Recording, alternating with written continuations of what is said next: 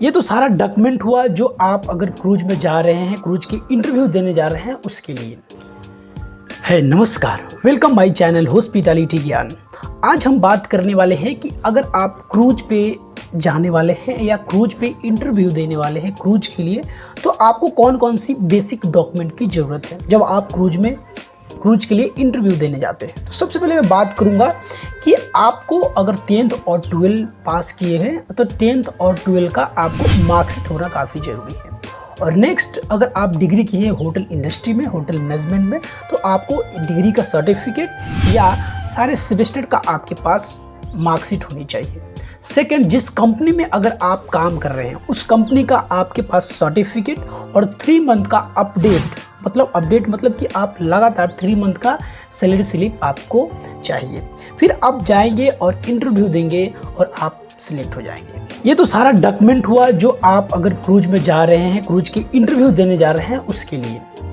अब हम बात करेंगे कि अगर आप सिलेक्ट हो गए हैं क्रूज में तो आपको बेसिक सा कौन कौन सी डॉक्यूमेंट जो है काफ़ी इंपॉर्टेंट है। विदाउट डॉक्यूमेंट आप नहीं जा सकते।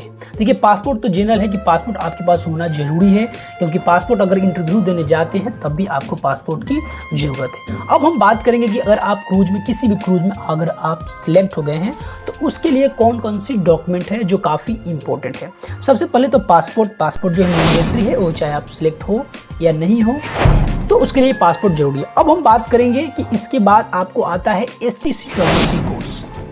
देखिए, ये कोर्स जो होती है इसमें 5 बेसिक कोर्स होते हैं जो आपको करना पड़ता है। ये 15 डेज का कोर्स होता है जो किसी भी आप एक ऑथराइज इंस्टीट्यूट से आप STCWC कोर्स कर सकते हैं।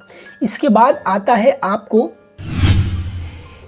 CDC। देखिए, CDC जो होती है कंटिन्यूस डिस्चार्ज सर्टिफिकेट, जो CDC होती है जो आपको शिप के लिए होता है, वो भी काफ़ी ज़्यादा इंपॉर्टेंट होता है। तो ये भी इसके बाद STCWC कोर्स करने के बाद आपको CDC जो डॉक्यूमेंट होता है अप्लाई करना होता है। इसके बाद अप्लाई करने के बाद एक और डॉक्यूमेंट जो ज़रूरत पड़ती है वो होता है SID जो होता है जो काफ़ी ज़्यादा इंपॉर्टेंट होती है। एक आपको आधार कार्ड की तरह होती है SID कार्ड, जो आपको बनवाना जरूरी होता है जब आप क्रूज में सिलेक्ट हो गए होते हैं।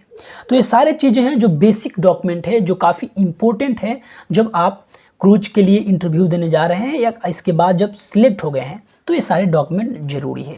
तो देखिए, ये बेसिक सारा डॉक्यूमेंट है। अगर आपको भी क्रूज में इंटरव्यू देने जा रहे हैं या आप भी क्रूज के लिए प्रिपरेशन कर रहे हैं, आप होटल इंडस्ट्री से बिलोंग कर रहे हैं, तो अगर आपको कैसे लगता है कि हाँ हमने कहीं पर कुछ प्रॉब्लम क्रिएट किया है, तो आप उसमें कमेंट कीजिए, कमेंट बॉक्स में हम आपका जवाब देना।